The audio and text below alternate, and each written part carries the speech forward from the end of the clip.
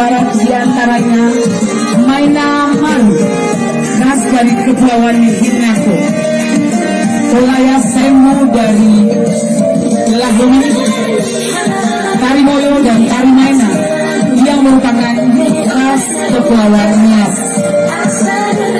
Dalam tarian ini menjelaskan bagaimana seorang gadis yang jatuh cinta pada keindahan pesona Tanu Gaikula ketika matahari terbenam.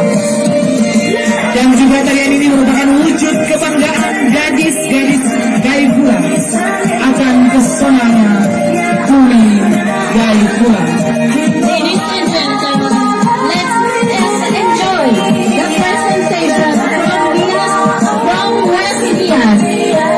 Tari Moyo Gaikula is a local modern dance from West Nias, which is combined with some traditional dances with its Maina Maru, Moyo dance, and Kolaya Saimbo. This dance express how a girl fall in love with herself and the beauty of West Nias in general.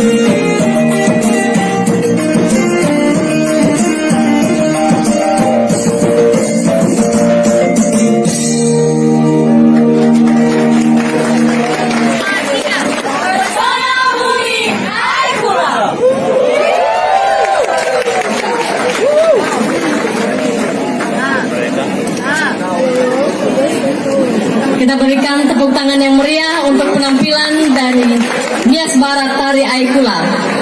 Sekarang kita akan menyaksikan penampilan dari Minang. Kepada adik-adik kami disilakan.